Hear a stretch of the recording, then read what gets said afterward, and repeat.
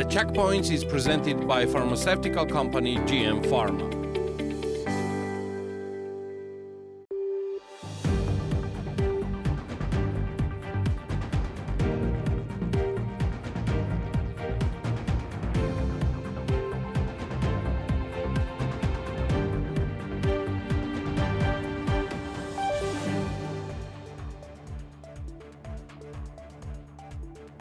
With the support of 14 British members of the parliament, a proposal to sanction Bidzina Ivanishvili has been submitted to the UK House of Commons. In response, the Georgian Dream Party stated that if such sanctions are imposed, the UK's reputation as a state based on the rule of law and fundamental human rights will become a thing of the past. Last week, Azerbaijan hosted a delegation from Georgia, once again, this time within the framework of the Intergovernmental Commission. Meetings were held at all levels and congratulations were extended on recent appointments. President Aliyev personally wished success to Irakli Kobakhidze. Following a 3-hour warning strike last week, a group of businesses gathered to discuss the current state and forecasts for the economy. The group is now deliberating on how to continue operating under the Free Business G platform, which has united nearly 2,500 businesses in Georgia. According to a December inflation expectation survey by the National Bank of Georgia, market participants' expectations of inflation have risen. Similarly, other private institutions and analytical centers suggest that business sentiment in the country has deteriorated significantly. In 2024, Georgia's foreign trade turnover in goods amounted to $23.4 billion, about 8% increase compared to the previous year. Exports reached $6.6 billion, reflecting also 8% growth, while imports totalated $16.9 billion, which is about 8% increase as well. In 2024, money transfers to Georgia totaled $3.4 billion, which is $785 million, or 19% less than in 2023. As of December 31st, 2024, Georgia's external debt decreased by $319 million, totaling $8.6 billion, according to the Ministry of Finance. However, this reduction was primarily due to the depreciation of the euro rather than debt repayment by Georgia. Another public servant has left the government. Revaz Kakulia, head of the EU Integration Department at Georgia's Ministry of Regional Development and Infrastructure, resigned. Thank you, Georgia, for the honor of serving your European past for 12 years, Kakulia wrote on social media. A concussion and fractured nasal bone. These are the injuries diagnosed by doctors after Georgi Gaharia was attacked in the lobby of the Sheraton Batumi Hotel. Also, a criminal investigation has been launched. The hotel and the authorities have yet to release a full account of the incident. World leaders and politicians have reacted to the attack on Gaharia. Irakli Kobakhidze was not invited to the 2025 World Economic Forum in Davos or the Munich Security Conference. The government administration told BMJ that Georgia would not participate in either event as no invitations were received from Davos or Munich. This marks the first time in 20 years that Georgia has not been invited to the Davos Forum, where previous Georgian Dream prime ministers actively participated. The Bank of Georgia Group announced that its Armenian subsidiary Ameria Bank has signed a $200 million loan agreement with the International Finance Corporation. According to the released information, half of this amount will fund climate resilient project, a quarter will support small and medium-sized businesses, and the remaining quarter will go toward the development of women-led businesses. This is The Checkpoints. This is The Checkpoints. I'm Elena Quanjilashvili, author and the host of the show, and the Checkpoints team is ready to sum up business and economics week for you.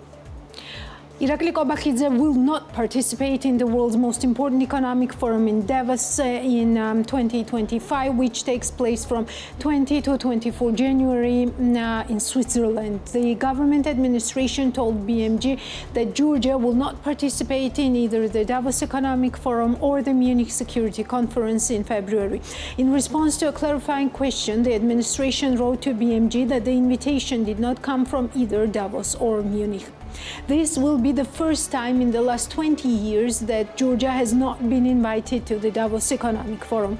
Last year, a month before leaving the post of Prime Minister, Irakli Garibashvili was in Davos and participated in a discussion titled Towards a Lead Free Future. More than 350 governmental leaders are expected to participate this year, including 60 heads of state and government. Top political leaders taking part include Donald J. Trump, President-elect of the United States, who will join via live video link for an interactive dialogue with participants, Ursula von der Leyen, President of the European Commission, Olaf Scholz, Federal Chancellor of Germany, Roberta Metsola, President of the European Parliament, and so forth.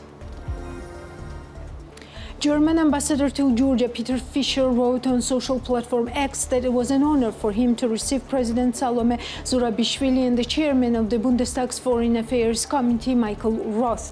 According to him, they discussed ways for Georgia to overcome the crisis. We talked about how Georgia can overcome its current double crisis inside the country as well as in its relationship to Germany, EU, and others. I assured President Zurabishvili that Germany will stay a reliable friend to Georgia, Peter Fischer posted.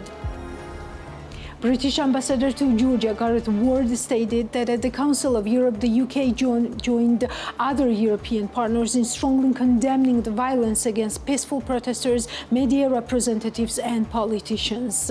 Gareth Ward said in recent days, we have seen more extremely worrying developments in the political crisis in Georgia, renewed violence against opposition politicians, and arbitrary detention of journalists and protesters is unacceptable. We call on the Georgian Dream authorities to hold those responsible to account. Georgia, as a fellow member of the Council of Europe, must protect its people's right to fundamental freedoms. That is why today at the Council of Europe, the UK joined other European partners in strongly condemning the violence against peaceful protesters, media representatives, and politicians. This is what Gareth Ward stated. We continue to have great concerns about actions by the government in Georgia, said Matthew Miller, spokesperson for the United States Department of State at the briefing. According to Miller, these actions include cracking down on its own population to move to retrench from the democratic path that they have been on, as well as the path towards greater Euro-Atlantic integration. That's why you've seen us implement new sanctions targeted members of the Georgian government. It's why you've seen us suspend assistance that we were set to provide to the government of Georgia, and it's why you've seen us suspend our overall strategic relationship with them, Matthew Miller stated. What was new in business this week? Natia Taktakishvili has more. Real estate development company We Are Holding cannot understand why their company's founder, businessman Noshiko Namoradze, should be on the list of individuals to be sanctioned. The list was sent to the future U.S. Secretary of State Marco Rubio. We Are Holding stated that the company has full confidence in Noshiko Namoradze and the sanctions is an attempt to punish him for his different political affiliations. Let's start with the fact that we don't understand why the founder of our company, Noshiko Namoradze, is on the list of people to be sanctioned. However, it's their handwriting. In the name of democracy, they want to punish a person for different political views, which is unthinkable and unacceptable to us. They continue to work with the same methods as they worked until 2012. The company's press service said in a response to BMW's question. The list of sanctions was published by Radio Liberty late last week, which includes representatives of the private sector having close connections with the ruling party Georgian Dream. Ilya Tsulaya, the founder of Arki, declares that there is no basis for US to sanction him. There is how he answered BMW's question, which was related to the information published by Radio Liberty. There is no basis for my sanctioning since my business is being conducted based on Western values in full compliance with the law. I perceive the dissemination of such information as an attempt to blackmail and pressure independent businesses. In general, I doubt the existence of such a letter. Any sane person would mention my name and surname in this context. We are operating in America, as you know. Arki is implementing a development project in Florida, and together with our American partners, we plan to expand our activities and launch new projects. Arki has very ambitious plans in Georgia for 2025, and we are going to launch many new and large-scale projects, Ilya Tsulaya said. Bazari Orbeliani was dedicated to small entrepreneurs to showcase their products from December 27 to January 15. According to company's executive director Rusudan Chrikwishvili, such support for small entrepreneurs not only promote sales but also promote business expansion. As of the executive director, the company plans to continue this initiative and expand it on a larger scale. Small businesses are satisfied. The feedback is good. Such support contributes to both sales growth and expansion of connections. Accordingly, we intend to continue this initiative and expand it on a larger scale. In addition, we have many plans in mind that will make Bazari Orbeliani more multifunctional. This will include collaboration with certain representatives of cultural sphere and holding international events, as well as future developing gastro-tours, Rusudan Chrikwishvili said. Bazari Orbeliani on Orbeliani Square was opened in 2021. Throughout the year, various types of food and non-food products are sold at about 100 points of the market, and the space on the second floor is used by the food outlets. Nino Khajomia, the founder of Cafe Bar Cube in Godavari, talks to BMWG about the winter season and says that they are operating at about 85% load. According to her, prices are adjusted annually, taking into account the current economic situation in the country and inflation. It's very busy season. We work with 85% load. There are a lot of Polish, Australian and Austrian guests at the resort. You can also see many Kazakhs for the first time after the COVID-19. A decrease in tourists is expected after January 17, but February and March are still remain active because many tourists are coming from Israel. This is typical for Godavari and all mountain resorts in the world, says Khajomia. According to Nino Khajomia, she is not thinking about expanding her business at these stages of her. This will only be possible when Godavari turns into a four-season resort. Because Godavari is seasonal, the expansion and opening of the business depends on what activities the state and mountain resort management will carry out to turn Godavari into a four-season resort. When it turns into a four-season resort, then we can think about expansion and reinvestment, Khajomia said.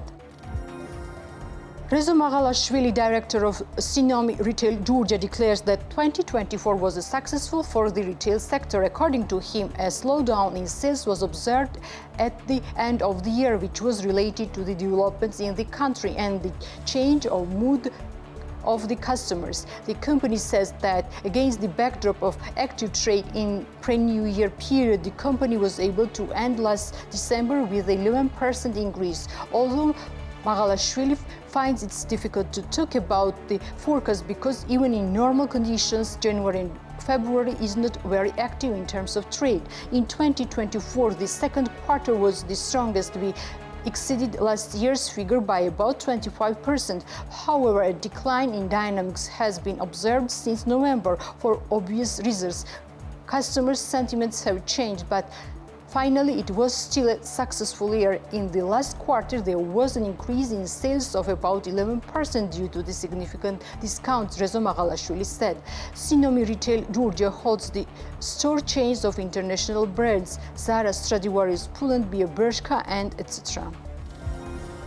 Bakuriani Inn, subsidiary of Inn Hospitality, offers its customers a travel tour to Tabatsquri Lake in Samtskhe Javakheti from January 20. Hotel's commercial director Nina Gachechiladze told BMG TV, in the near future, we plan to add tours to Tabatsquri. The tours are available from January 20 and customers can contact Bakuriani Inn, so we'll definitely organize the tour, said Nina Gachechiladze. Commercial director of Inn Hospitality also spoke with BMG about other plans for current year and noted that soon the hotel will offer its customers improved services. The hotel is currently in the process of reinvestment. In fact, all inventory have been replaced in all rooms, including bathrobes, towels, and even curtains, Nina Gachechiladze said. Inn Group was founded with the vision and aim of offering its guests a 4-star hotel experience for an affordable price.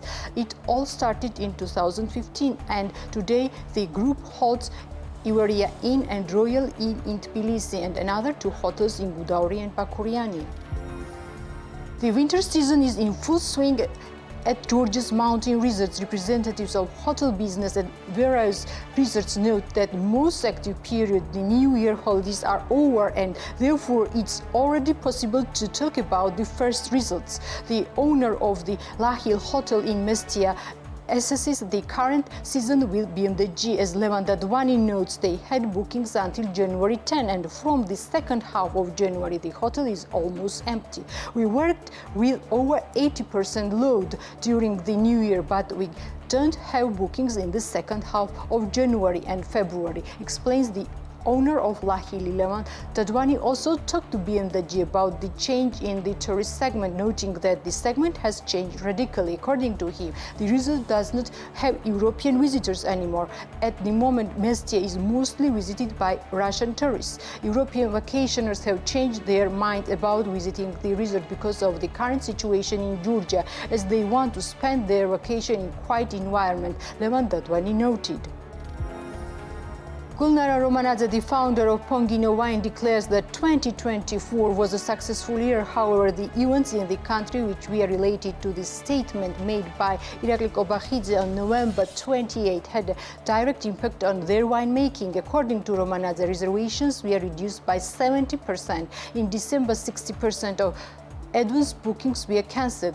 The year was really successful. However, the current events had a direct impact on my business. Over 70% of reservations were cancelled. The main part of my guests that remained are from Israel, Gulnara Romanadze says. As for exports, according to the founder of the winery, export markets have completely stopped, which is also related to the events in Georgia. However, there are no plans to explore new markets until the situation improves. There is no demand on exports. We know that my wine was mainly sold in Europe. Accordingly, there is no demand from European countries. I cannot say that we are not interesting to Europeans, although this situation probably affects them. Therefore, I have stopped exporting for some time, she said. According to her, they have no plans for 2025 as they are completely switched to a waiting mode.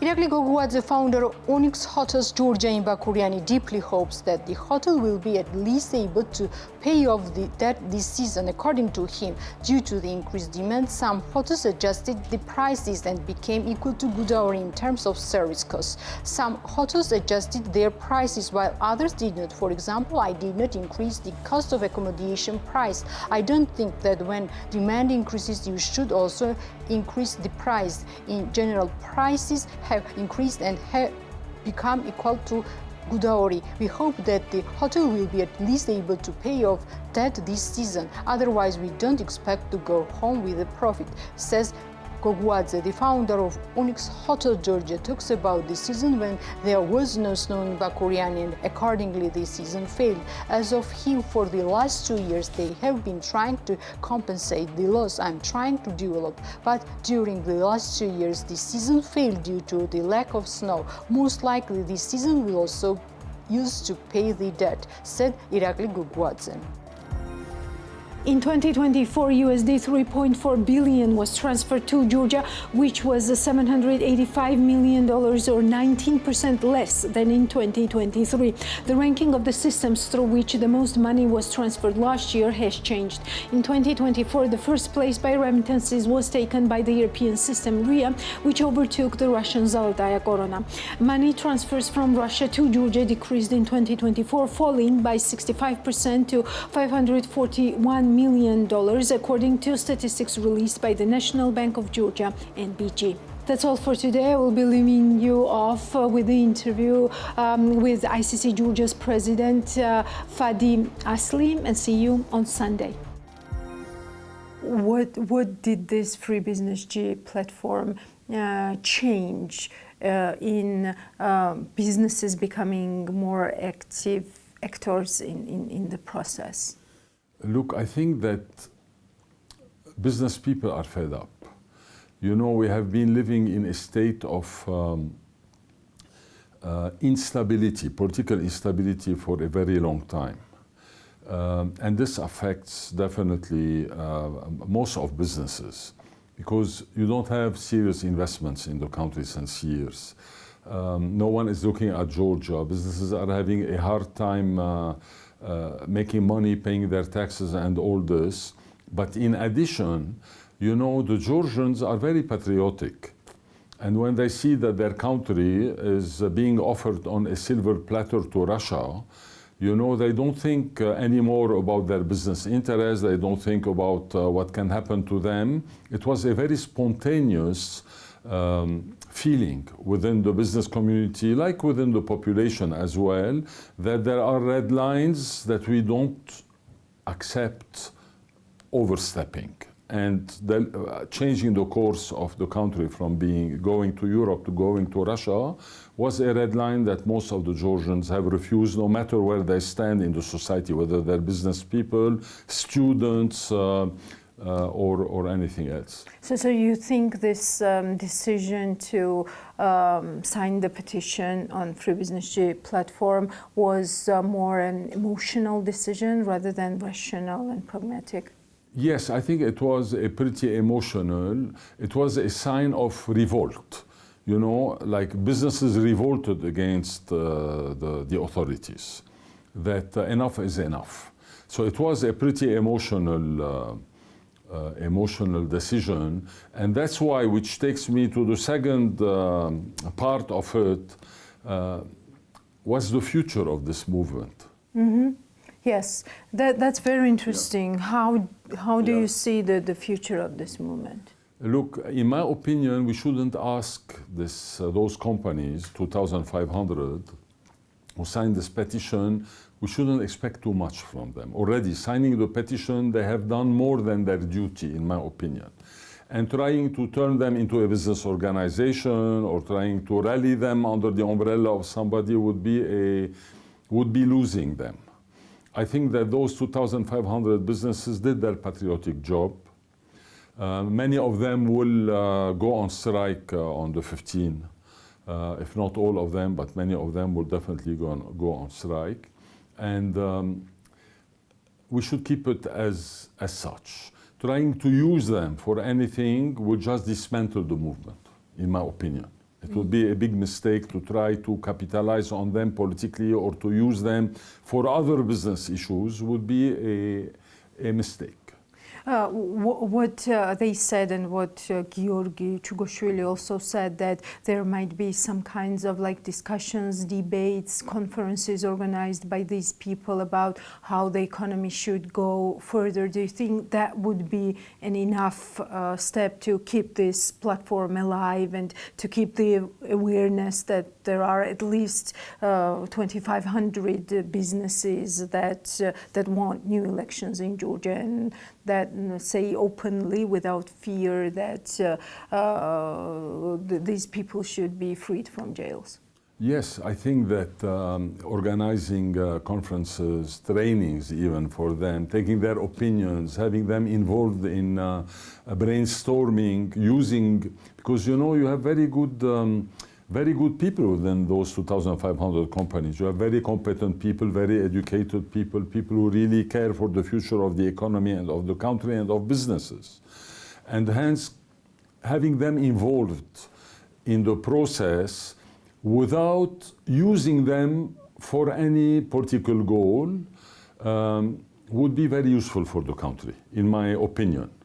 But they shouldn't feel exploited or used or capitalized on or turn into a business organization or something like this, because this will weaken the whole initiative very much. And I think that Georgi Chugozhvili have a fantastic idea.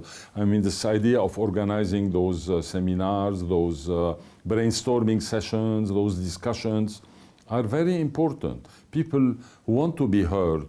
And many people are very knowledgeable and educated and experienced and can bring a lot to the table. So this is very good. Without them speaking up further, do you think the pressure on them from the state, from the Georgian Dream, whatever, will be harsh because they had this courage to speak up? Do you think? It's very difficult to pressure 2,500 companies. I mean, you can pressure Sosopakadze, but you cannot pressure 2,500 companies. They might single out 4 or 5 companies that are big among those companies and try to pressure them. But by the same token, I think that the government has other priorities now than retaliating against few businesses who have expressed their opinion. And don't forget that if this happens, then this is when those 2,500 businesses will come back together again and to stand for the businesses that are being, they're being punished or penalized by the authorities. Mm-hmm. If I remember correctly, ICC was one of the signatories, of course, and also you also went on a symbolic strike, yes, right? And you also issued a statement. What was the motivation then? Listen, it was mainly regarding this change of course, of European course, and we went on strike for 3 days. And we totally closed the offices for 3 days. It was a symbolic strike to express our disapproval of government policy to postpone between brackets, but we know it's cancellation, but till 2028. You know, the ICC always takes the lead when it comes to any national issues, business issue. We don't wait for others. We usually open the road and we don't care if the government is happy, not happy, they're angry, not angry. We don't exist to make anybody happy. We exist just to move the country forward and to fix the business climate, the investment climate, to get rid of corruption, to work on having a proper judiciary, rule of law. This is our agenda. So no matter the government, whether it was Shevardnadze or Saakashvili or Ivanishvili, we always had the same line and we always had tough times with governments. Yeah. First 2 weeks of 2025, it was like overwhelming information about, especially coming from the US, about different sanctions, different acts. And just a few days ago, we heard about the list that Radio Liberty has provided for its readers and listeners and followers, where we see where we have this new phrase, Ivanishvili enablers, and among them are some large representatives of some large businesses. What type of signals, what type of movements are these? Look, this is not conducive to a good business environment. Let's agree. I mean, any kind of sanctions or threat of sanctions decreases the appetite of international investors regarding Georgia. You know, investors look for a stable business environment, for visibility. They don't like to throw themselves in chaos and then try to sort it out, unless they are from the neighborhood, okay, then they have like privileged relationship with the government and they do whatever they want. So I will not, I mean, I cannot tell you if it is good or not. I mean, it's good that those guys are sanctioned or not sanctioned. This, I will not give an opinion about it, but I will tell you that, of course, it will put a lot of pressure on the Georgian Dream. If they are sanctioned, whether for the good reason or the bad reason, because I don't think that all the people who are listed deserve to be sanctioned, in my personal opinion. Some of them do, but not all of them deserve to be sanctioned. Maybe from the emotional point of view, we feel that they deserve to be sanctioned. But from the legal point of view, I personally, in a couple of cases, I don't see why those people are requested to be sanctioned. Who was the biggest surprise? Like Irakli Gilauri, for example. It's not that I personally like him very much, but I mean, every big business works with the government. It was like this during the Saakashvili's time. It was like this during the Shevardnadze's time. I don't think that the company that Irakli Gilauri manages did things that like supported the repressions of the Georgian Dream, you see. In my opinion, I might be mistaken, but this is how I see it from the outside, okay? And do you see this list more as an emotional list rather than like thought through list? Look, let me tell you. If the list is based on who donated money to the Georgian Dream, you know better than anyone else that if the Georgian Dream calls any company and tell them we want 200,000 laris, no one dares to tell them no. It will be transferred.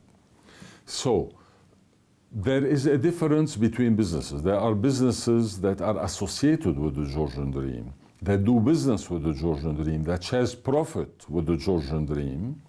Those are the enablers of the Georgian Dream.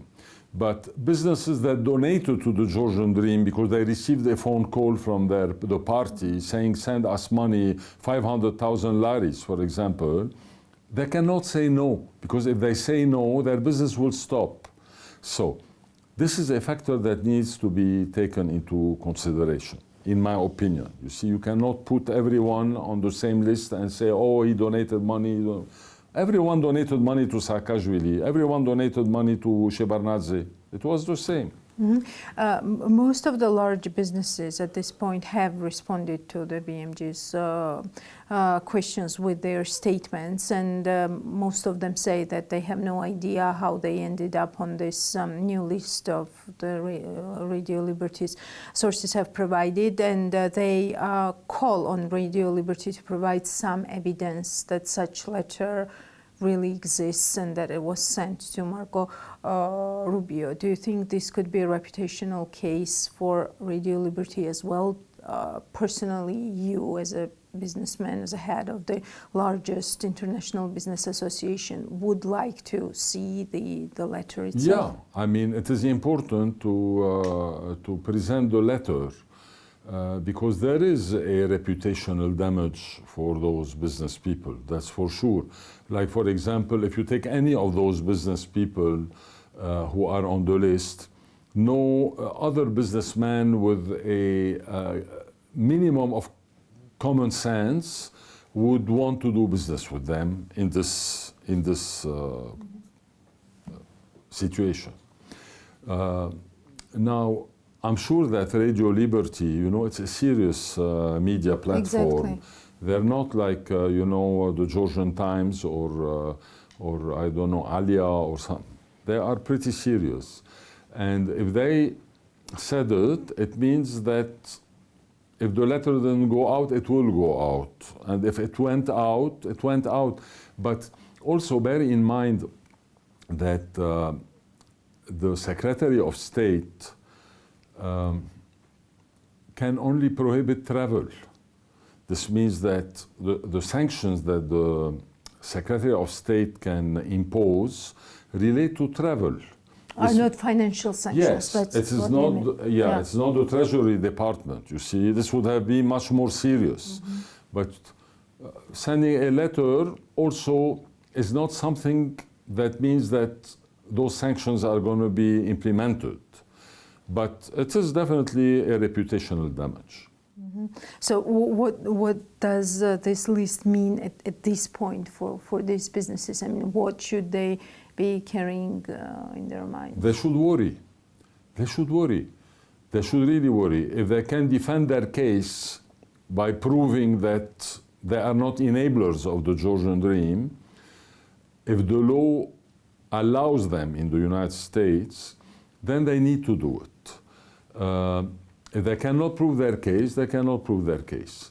So this is a serious thing. You know, when you look at the politicians from the Georgian dream, they tell you, we will not travel to the United States. It's not, you know, when you are on a sanction list, even if you are sanctioned by Zimbabwe, I'm not telling you sanctioned by the United States, even if you are sanctioned by Zimbabwe, then it shows. Then you have difficulties opening a bank account, even if it's travel ban, okay? Because the names of the sanctioned people are all over, okay? It is a very serious thing to be on a sanction list, no matter which country and which list it is. And when it becomes the United States and the European Union, then it's much more serious. Fitch Ratings said in a recent interview that at this stage they do not see any significant damage to the investment environment, that they do not see any major investors like leaving Georgia or some projects that are being halted because of the political crisis in the country. How clear is the picture to Fitch Ratings? And I will tell you. First of all, who are the investors? Let's agree. Investors are not leaving Georgia. If you look at the list of foreign investors, most of the foreign investors are Georgian companies that are domiciliated abroad. Take, for example, Borjomi, okay? They are domiciliated in the Netherlands. Or, for example, some other companies are domiciliated in Malta, okay? Or in London. They're Georgian companies. So this is one. Two, when you look at the profile of the FDI, the foreign direct investment, you see that about 65% of it is reinvestment. What's reinvestment? You take Toyota, for example. They are a Georgian company here. Foreign investors in Georgia. Yes, if they don't send their profits out to Japan, they keep it in their bank account, it's considered to be reinvestment. This is not FDI, okay? Let's agree on it. The real FDI is the equity FDI, which is about 10 to 12 to 13% of the total FDI. And most of it comes from, you know, this Emirati or Saudi or Jordanian or Russian or Azeri who bought an apartment in Batumi for $50,000. And you see, this is the kind of investment that you look at, equity investment. So to answer Fitch, I tell you there is no investment. They will never see an investor leaving because most of those investors are Georgian, okay? I mean, foreign investors. But what about new investors entering the country? There are what about the new projects starting listen, this situation? Which project? The projects are not stopping because those are Georgian companies labeled as foreign direct investment. If Mr. Ivanishvili has 3-4 projects going on, he will not stop them. He will continue. They are registered in the British Virgin Islands, his company. Does it mean that he is a foreign investor?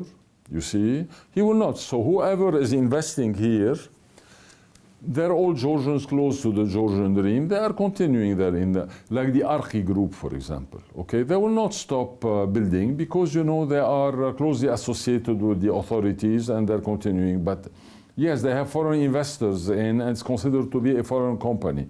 But are they going to stop? No. Why? Because they are the Georgian dream. You see, so.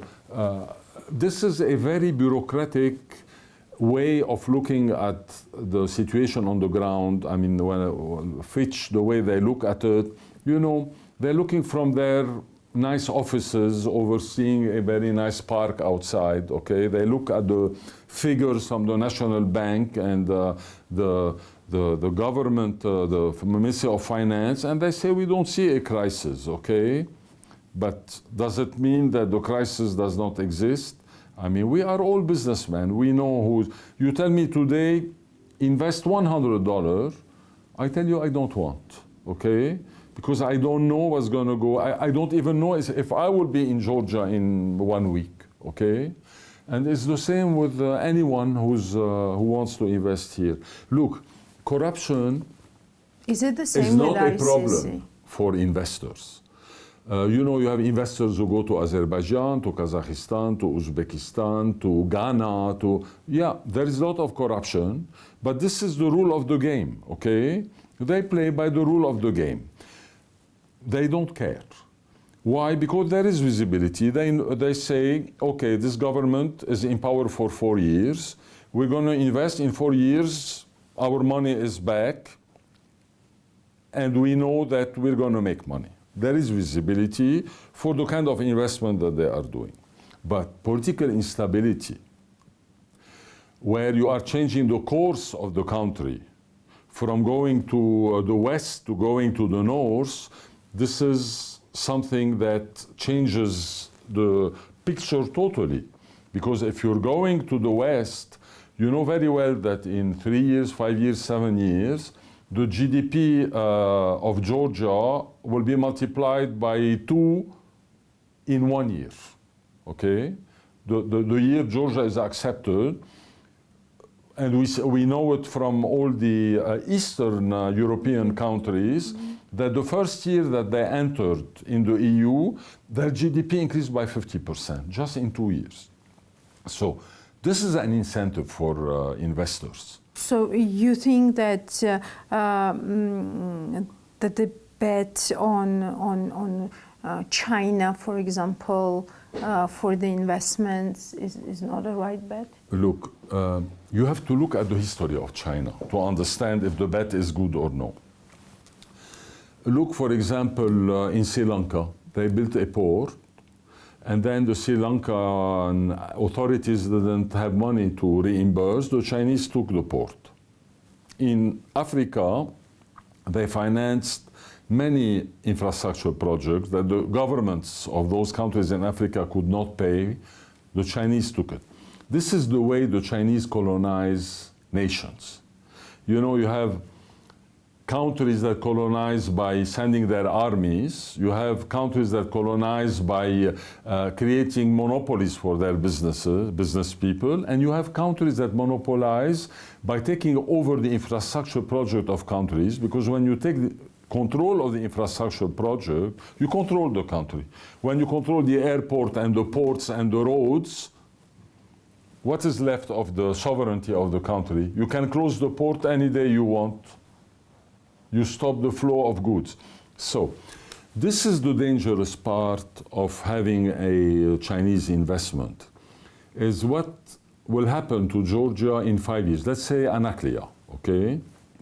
Let's assume that the Chinese are going to build it. And what if the situation goes worse and worse in Georgia here, and in 4 or 5 years the government will be unable to finance their share or whatever, okay? They will have to give up their shares to the Chinese. And then you end up with the Chinese controlling a major infrastructure port in Georgia. And then they will do other things like this. Look, it is extremely important to diversify your portfolio of investments, so you are not hostage of a country or another, whether it's Russia or even the EU or the United States or China, okay? Then, in my opinion, infrastructure projects should be owned by the state. This is my opinion. It is a tragic mistake to privatize infrastructure projects because you are losing your sovereignty on those infrastructure projects that are strategically very important for the country. You see, unless But you what retain type of control. manager are you? Pardon? What type of manager are you when you are No. when you are not a No, I will tell you. business? You can and give you it. do not have business incentive. Yeah, but you give it in management to a Outsource it. yeah, you outsource the management, but the port belongs to you. This means I build the port as the Georgian government myself, and then I call Dubai Ports. They manage many ports over the world, and tell them, listen, how much do you want to manage this port? Okay, and then Dubai Port will say we want that much. Then they manage. They know how to do it, but the asset belongs to the government. You see, and the airport is the same. Look with TAV, for example. Okay, the airplanes tickets are very high because the tax that TAV puts on the ticket is very high compared to Kutaisi, for example, where it's very low.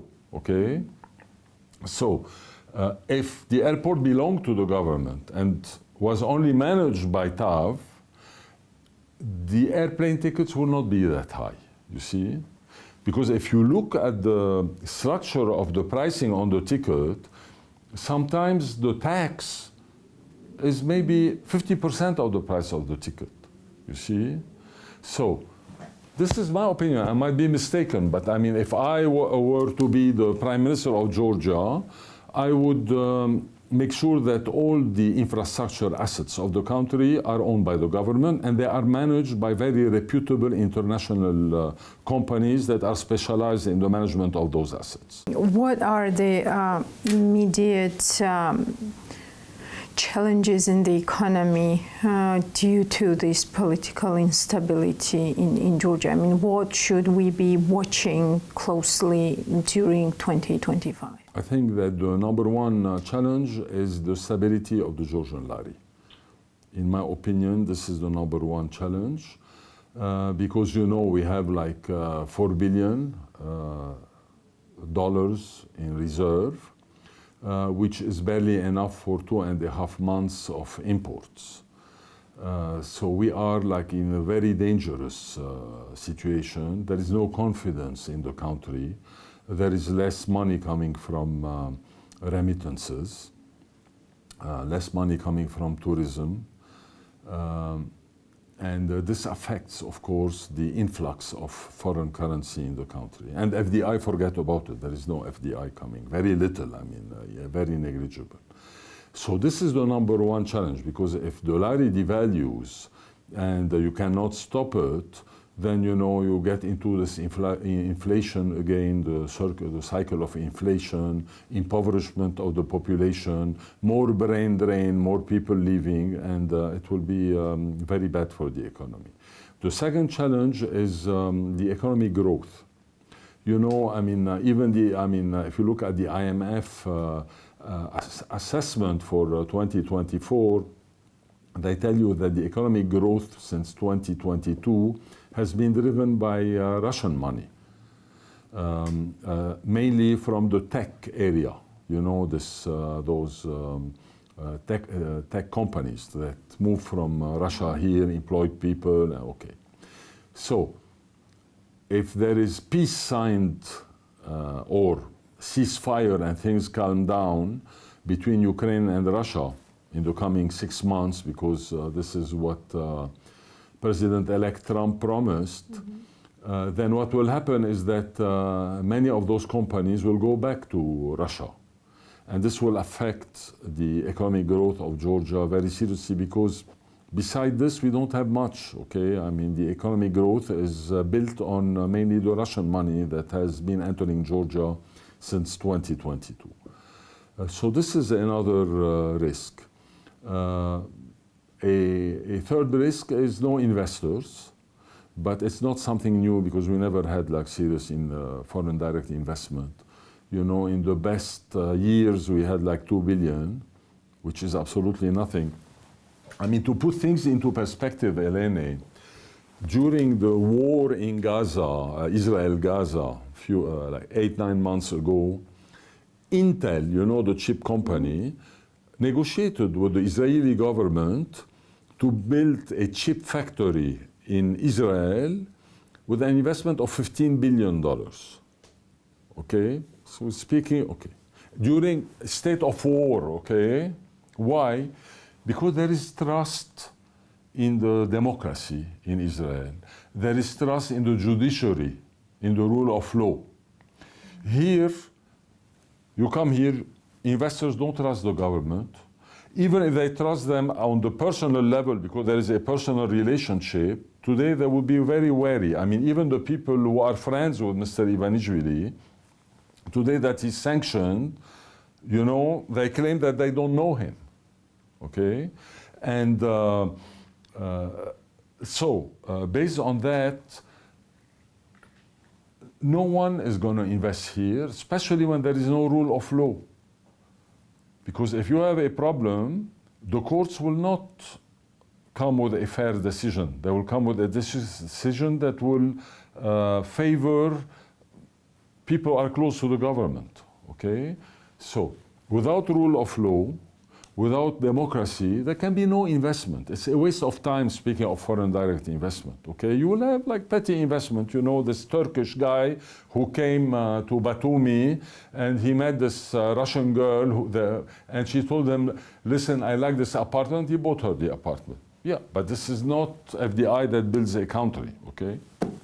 Do you see any real solution to the situation? I mean, what could resolve this whole situation? Look, unless there are new elections, fair, where people express their opinion and it is reflected in the results, I don't see any other alternative. Unless the Georgian Dream government is out of power and there is another government that comes and brings hope to the Georgian businesses and to the international businesses, we're going to remain like this. It's a fact. I mean, we're going to go worse and worse and worse. I mean, look today. Today, Georgia is at par with Venezuela and Iran and North Korea. I mean, those are our peers today. Those are the people who meet with the Georgian government. And this is where we are heading, in this direction. And Russia, okay? This is where we are heading. So, unless this government is out and there is a brand new government that brings hope, where people say, yes, now there will be a rule of law, and now democracy will play. Unless this happens, we will go from bad to worse, in my opinion. What is your take on January the 20th? The Georgian government is waiting for Trump to be inaugurated as the president, and they believe that everything will change, the sanction policy will change, and they will be legitimized by the United States. I think they need to wait for Easter, because this is when Jesus arises from the dead. Because on the 20th of January, nothing will happen.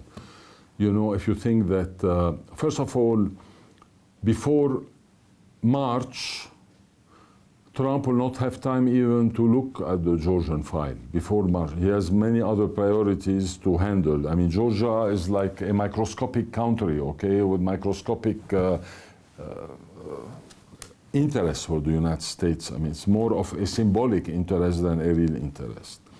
But I don't think that they even are hoping for the 20th of January. They were hoping like a month and a half ago, but then when Mr. Kobakhidze had the very good inspiration to accuse Joe Wilson, the congressman, of being on the payroll of Kezerashvili, and the same day Russia declared the Helsinki Commission as an undesirable organization in Russia, this was like the total shift of the Republican Party from maybe there is hope for the Georgian dream to now we have become your worst enemies.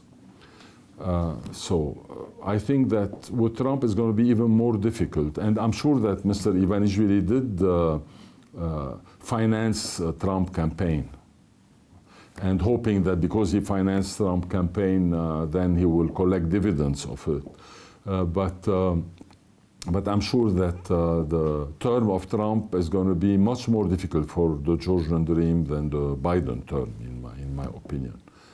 You know, I mean, Trump will never support any government that walks hand in hand with Iran and China. I mean, those are like the two devils for the United States. I mean, what is he like? He has Alzheimer, or I mean, he's like a very pragmatic politician, and he will never support the Georgian dream. Impossible. Let us finish with that note. Thank you Well, so much. on this happy note.